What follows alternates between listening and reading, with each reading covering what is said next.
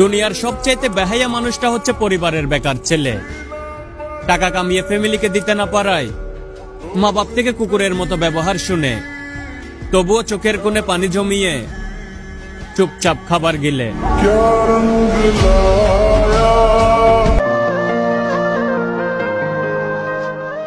গরিব না হলে কষ্ট বুঝবেন না। কষ্টের কথাগুলো মানুষের কাছে বললে মানুষ নিয়ে হাসে। হাই সোসাইটি থেকে বিলিভ করেন, তার জন্য মানুষ আপনাদেরকে এমনিতেই ভালোবাসে।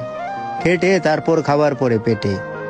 ক্লান্ত শরীর নিয়ে রাতে ঘুমাইতো, তাই রাতের ঘুমের ঘরেও স্বপ্নগুলো আর আসে না।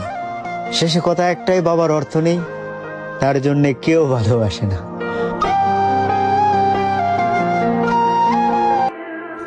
বাবার কিছু না থাকায় সমাজের মানুষ, আত্মীয় স্বজন, এদের বেশিরভাগ লোকই আমায় ভালোবাসে নাই। তবে আমি পুরুষ মানুষ, আমার ধর্ম ইসলাম আর কর্ম খেটে খাওয়া।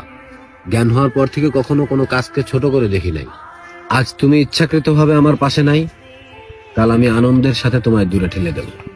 হ্যাঁ, এই কথায় কোনো ভেজাল নেই। যাদের কপালে দুঃখ লেখা, তারা হাসলেও তাদের চোখে পানি আসে। চেহারা তো মাত্র উদাহরণ, টাকা থাকলে সবাই ভালোবাসে।